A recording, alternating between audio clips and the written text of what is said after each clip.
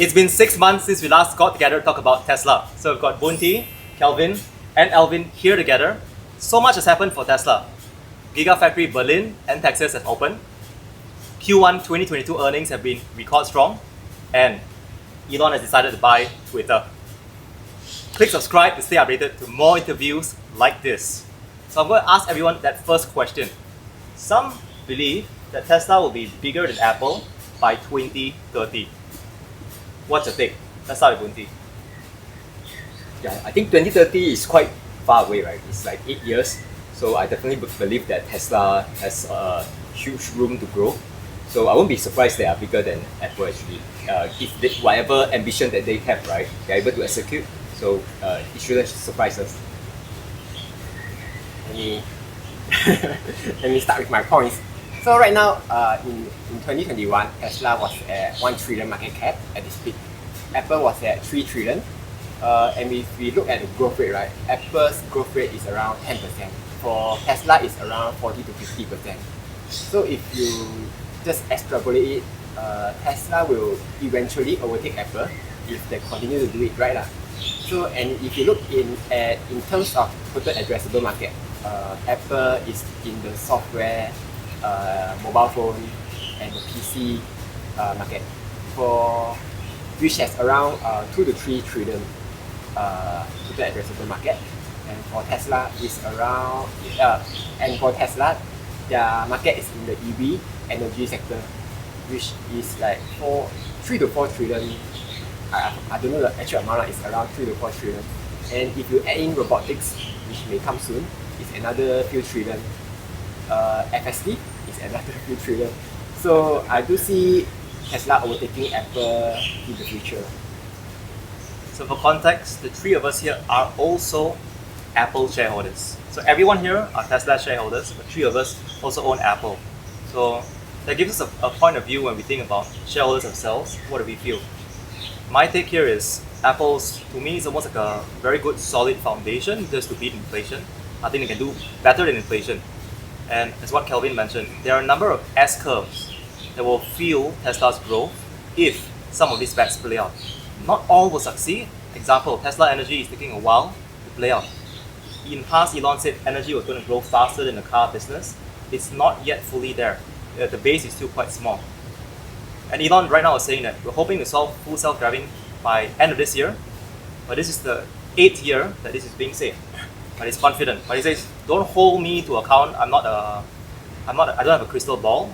I only have optimistic projections because he believes that work would expand the few timelines given for it. If he tells everyone FSD will be done in 3 years, it's going to be done no earlier than 3 years' time. So that's one way of seeing it. And Tesla bought robotics. If that could be solved in a phase-by-phase way, first in Tesla factories, then other B2B factories, in more controlled environment before even reaching consumers' homes.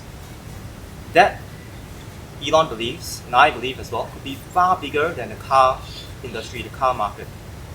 A car is transportation. But Tesla bought, if you can program it and do anything, work in a cafe like this, be a helper for elderly, be a helper for kids, manage road traffic, work in retail, on factories. There's a lot of applications there. Our car is not used 95% of the time. Robotaxis is hoping to fix that utilization problem. But Tesla board, especially if it's plugged in, can be used 24/7 until you pause it for maintenance, battery swaps or whatnot. So I'm very optimistic that Tesla would be bigger than Apple by 2030. And as Kelvin mentioned, just the sheer fact of growth rates. If Apple is growing at 15% year on year, and Tesla is growing at 50% year on year, it's a matter of time for catch-ups. But now let's hear from a non-Apple shareholder, Alvin. Here is his point of view. Next time start from here, feeling the pressure. Everyone agrees. But maybe just look at the product roadmap for Tesla, right? They have FSD, they have like Tesla Roadster, Cybertruck. Like all these are announced, but they have not yet delivered like the full product, right? To again the full addressable market, right? Then look at from the Apple side of things, they don't typically like release their roadmap, right? So I think this is what will be the interesting part, because if by just looking at the current existing portfolio of product, right, I do think that Tesla would surpass Apple from a market share point of view, right? Um, with I don't think they will even need 8 years like to get there. Maybe in the next like 3 to 4 years, they should be able to surpass Apple, right? Given of like what we know, right? Because we don't know what Apple has in their lab still, which is very interesting because they are by far the company with the most cash on hand, right? So they can definitely do much more like brilliant stuff, right? So interesting to see what's going on in their R&D labs. But I think all in all, given of what we know now, I'm not surprised in the next 3 to 4 years Tesla would be bigger than Tesla will be bigger than Apple from a market share point of view. But I do think that Apple will still retain a good fair amount of brand equity, right? So which is a different metric to look at. So Apple won't be going away even if like say Tesla is like the number one company by market cap. So I think that's something also very interesting that people should think about, right? And you'll still be buying an Apple product right now. Yeah. So see. So I think that's pretty much it. And I think we do all agree that Tesla will be bigger than Apple. So not a surprise. Apple is not going to go away, as Alvin mentioned. It's probably still going to be one of the top 10, top 25 largest companies in the world by 2030. And while Apple has a lot of cash reserves, people say, couldn't it buy them R&D and success in many new industries? We know, even in the auto industry, that just because you spend more in R&D doesn't mean you get better results. Otherwise, the biggest companies will constantly be the biggest companies. It is also not just the quantity of spend, but the quality of spend as well. SpaceX and Tesla have consistently not the highest R&D in absolute spend in their industries. There are bigger established companies in space, Boeing, Lockheed Martin, in automotive, Volkswagen, Toyota. They probably spend more in absolute on R&D than Tesla right now, just because of the larger revenue base. But Tesla's R&D spend is fueling not just the car business, but a few big moonshots. If you ask most Tesla employees, is your company going to be dramatically different in 10 years' time? Everyone will say yes. If you ask most employees from other car companies, is your company going to be dramatically different in 10 years' time? They don't have a good answer. Some may even feel, I'm not sure whether my company will be around in 10 years' time. And we've talked to many industry insiders from Continental, from other car companies, who echoed that same view. So here's my second question. We're going to start at Alvin this time. What's one thing you're most excited about Tesla's future? Doesn't need to be the stock, to be something the company is doing. So for Tesla, I don't think it's the car business anymore that excites me anymore. And I think the future for Tesla, where I think they're going to bring so much more talent and so much more fan to the space, is really with AI, right? Because I think they are like the one company that can make very complex problem looks very simple, and for like retail investor or for like customers, right? They don't really want to care about like how much RAM do my computer have. The very technical aspect. So I think looking at how FSD has evolved, and I mean yourself, you have to look at the full FSD, right? It only throws at what the consumer needs to know, right? So it makes it a very pleasant experience. So I think where AI would shine for Tesla is really the user interface, right? And also how developer will be able to build on top of the AI that or the models that Tesla is going to potentially train. So for me, it's AI, not so much about the cars. I echo that sentiment. Nobody wakes up in the morning and says, my car is going to be 5% better this year. Or my iPhone camera this year will be even better, from 12 to 48 megapixels. I don't think that gets most of us excited anymore. I'm just excited that Tesla is turning science fiction to reality. At least they're making an attempt. They're not going to be successful in everything, or the timelines will be wildly extended, but it's freaking exciting. If you ask most young engineers, most young product managers, which company do I want to work in? Tesla or automotive company X? Kelvin's like, he wants to work for YouTube. He wants to be a YouTuber. Yeah, not everybody can be like Kelvin, right? So if you're a great engineer or you're someone in marketing, working in Tesla is very inspiring. So I'm personally very excited by Tesla bots specifically. Here's why. Full self-driving AI may seem like science fiction, and there's a lot of hard problems to solve. As Elon says, right, solving for vision has a lot of false dawns. You think that you found a solution already, like a breakthrough, and then you find new obstacles, you find new challenges. When FSD beta opened in Canada, they couldn't open the cities where they have the tram because it wasn't trained for the tram yet. Whole different way of driving. When it comes here to Singapore, there will be other nuances also. But Tesla Bot is something that I think is very tangible because today, Tesla has 2 million robots. We just call them Model 3, Model Y, Model S, Model X. These 2 million robots are on wheels. They are robots on wheels traveling 60 miles per hour, really fast. So if you're making robots on legs traveling 5 miles per hour in a controlled environment like a factory, that's a lot easier to make. That robot on wheels at 60 miles per hour needs to be extremely safe. One death is one death too many.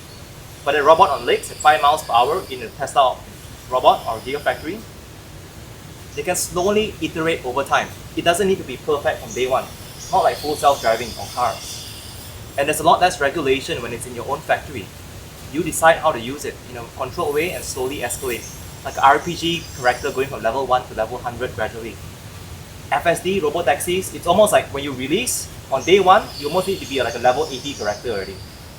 You can't start level 1 noob and make mistakes. It's dangerous. So that excites me.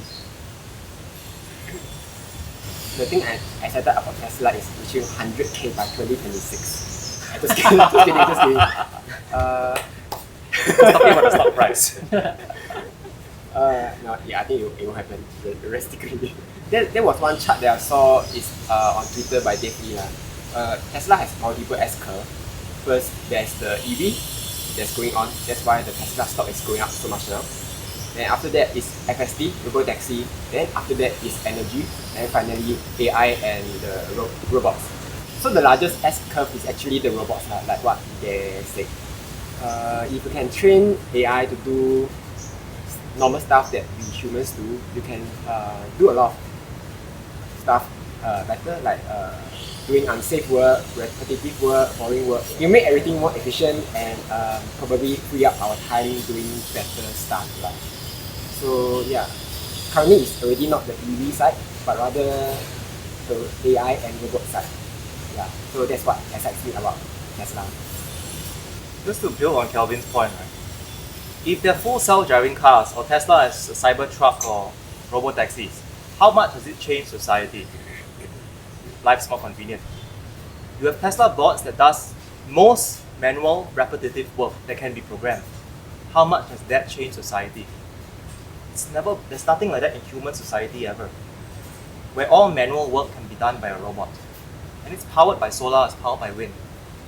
Those robots can go to Mars, they can go to the moon, they can help us build colonies, they can withstand radiation better than humans, especially in space. What does that do for us? I don't have the answer. Kunti, what's your take? What excites you? Yeah, I think what excites me, right, is can be summarized into 2 words: vertical integration. Because we know that Tesla cultures, right, they are not a company that just want to do their one single thing. Like for example, I just know how to build car and the rest I let other companies to do it. They prefer to do them themselves in order to achieve the quality or some goals that they themselves set the target for, right? So one good example is that Tesla insurance, which is not even in one of the S-curves that I guess not many people talk about.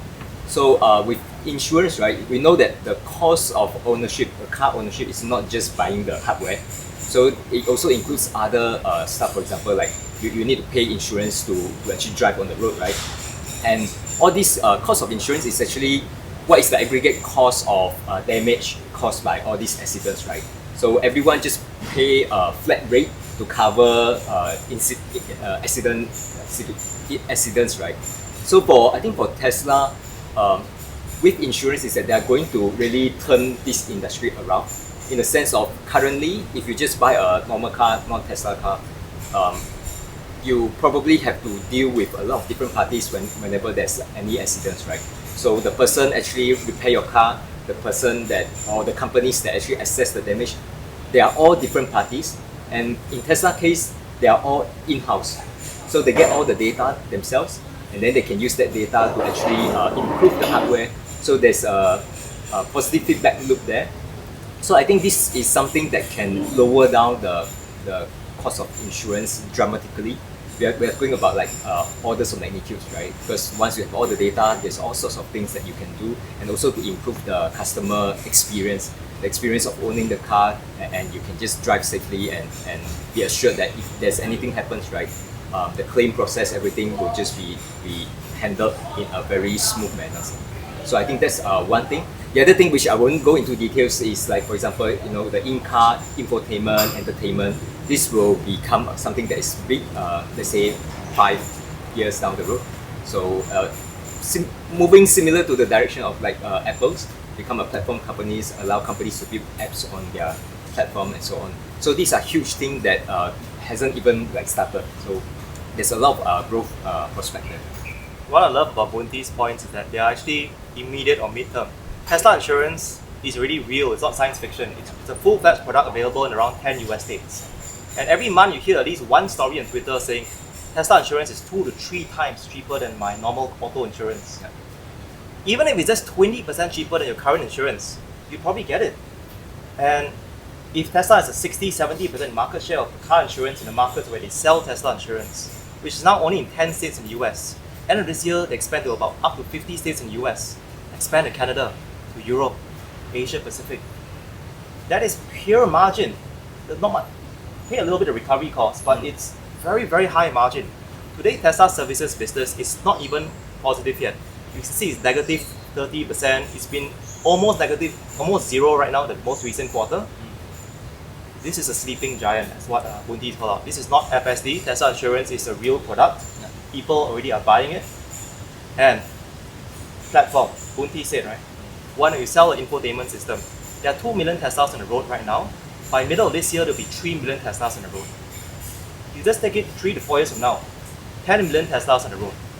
What can you do with a platform? Huge margins.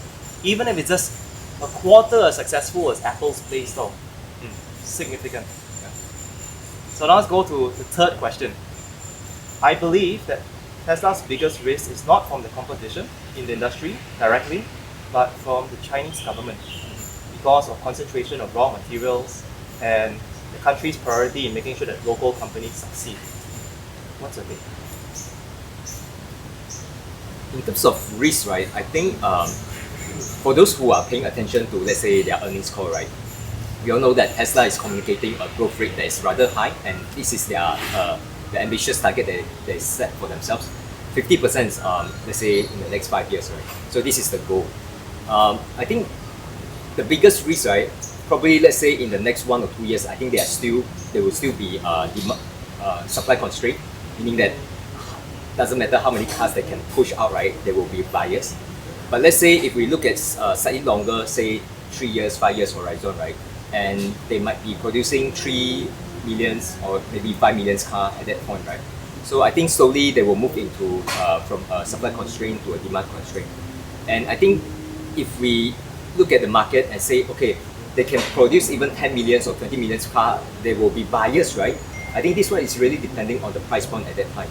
Because right now, I think EV prices are still high relative to traditional cars, ICE cars.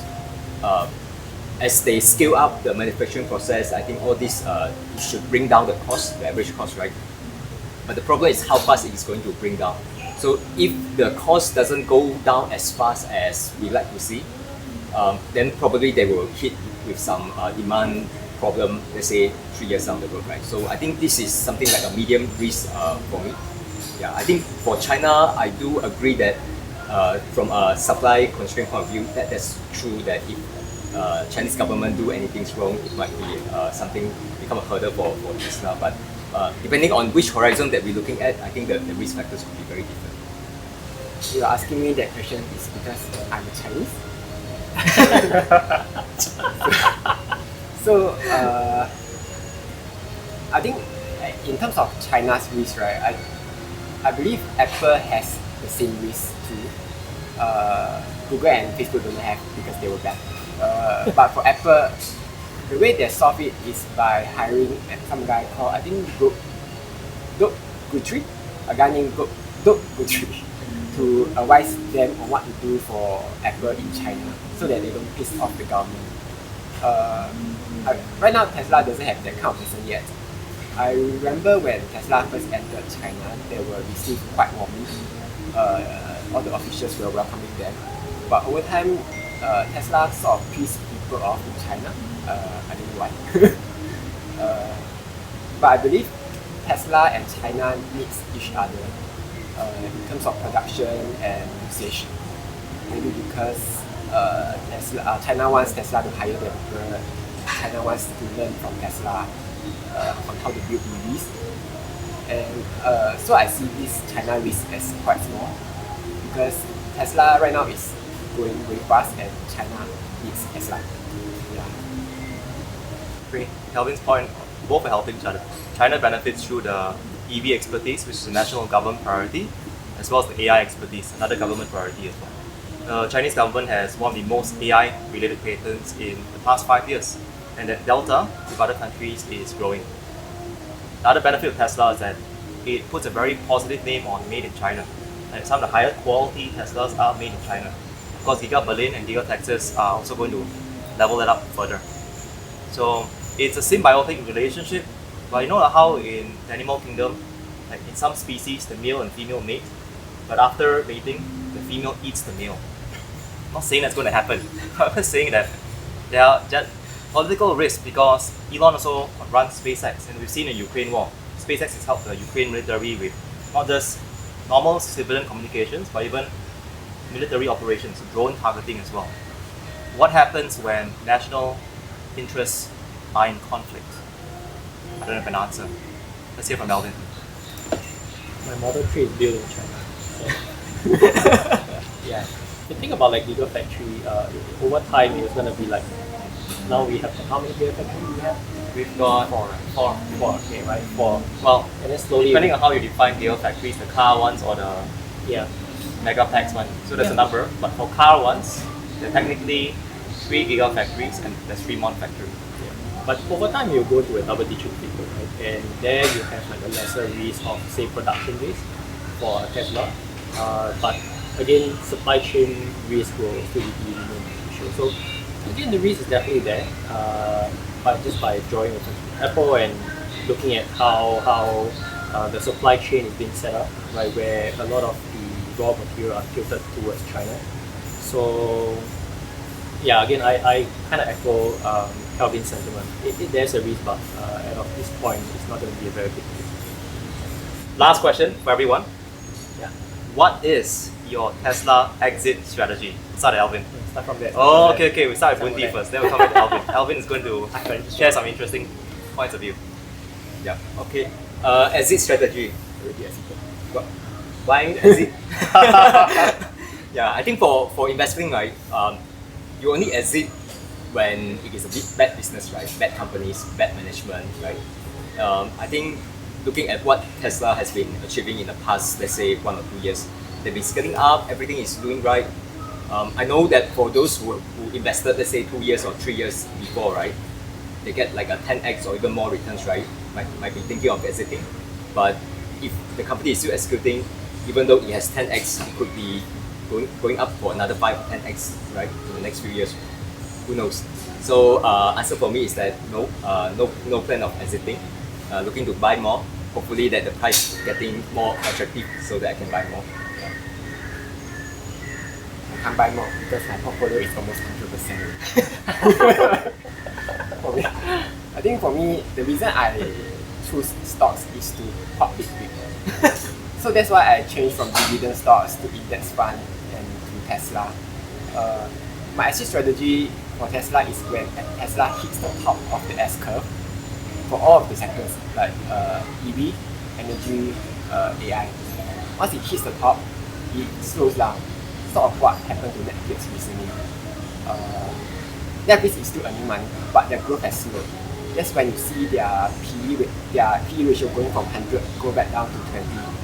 So that's when you see the stock price drop a lot because people's expectation of the stock is not that high anymore. This will definitely happen to Tesla because it's way overvalued now. I don't know what's the PE ratio, it's like 100, 200, right? Eventually it will correct down back to 20. And I will sell when it happens. And I will move on to another stock that can continue the growth, that can continue giving me high returns now. So that's my exit strategy. What's that song? I haven't found it yet. Subscribe to Calvin's channel to find out. The answer may come a few years from now, but just watch every video until you find out.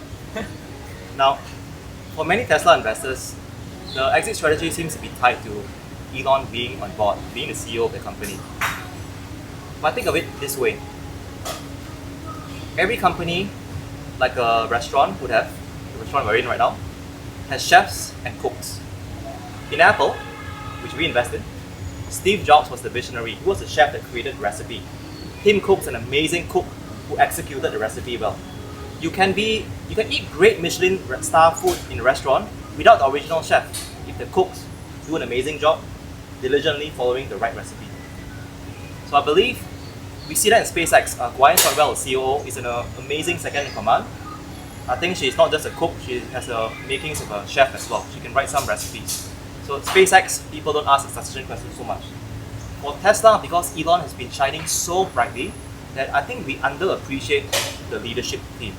Example, Zach Kirkhorn, the CFO, has an engineering degree. He's got a Harvard MBA, and Elon loves to say that, I hire you in spite of your MBA, not because of your MBA. So when you listen to Zach on earnings call, he's able to articulate the engineering problems and challenges as well. He doesn't just give you the PE ratio or stock buybacks, the usual finance stuff. He goes beyond that. He could be another good potential successor beyond Andrej Karpathy or the leader of the FSD or autopilot teams or so. So the number of leaders that we do not yet talk about or see, it doesn't mean they don't exist. So that would say like if Elon leaves, suddenly there's no one good running Tesla. Can't be. The reality is probably somewhere in between. There are some good cooks in there. Elon's creating the master plan part 3 for Tesla now. It's basically like the chef writing his next recipe for the next 10 years. Every master plan is 10 years. So even if Elon leaves right now, today, he says, I decide to run Twitter full time and rename the Twitter. The cooks, if they follow Elon's recipe, can still deliver strong growth. Tim Cook helped Apple grow significantly. When Steve Jobs left in 2011, Apple's stock price went up by 35 times in the past 2 decades. People thought that's tapped out already. He go 35 times, pick your winnings and go. If you held on to Apple since 2011, your stock was now worth 14 times more. 14 times more. That is life-changing returns. So for me, as long as there are good cooks following the recipe, I'm holding on to Tesla. Of course, like Kelvin said, in the future, there may be other new investments, other new companies and opportunities. And many of us who invest in Tesla are not expecting the absolute highest, best returns. If you just invested in a stable coin like Bitcoin, you got 35x returns in the past 5 years. It's way more than Tesla, 3 times more than Tesla. But Tesla has probably the best risk-reward ratio for normal people. Like we can see a car on the road, we can see people adopting physical products. Not everyone, I don't really fully understand crypto or NFT. So now let's hear from Alvin. Exit strategy, that's a very interesting question.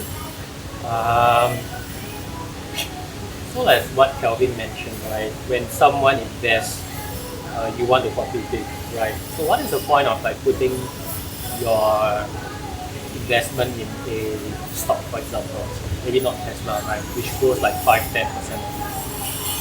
So I think that like for me, it's not really like I will scale in and out, which is what I'm doing these days, right? $700-800, I go in, right, 1,200, right? And this is like sort of like my short-term strategy for Tesla. I think in the near term, like Tesla doesn't excite me as much. Well,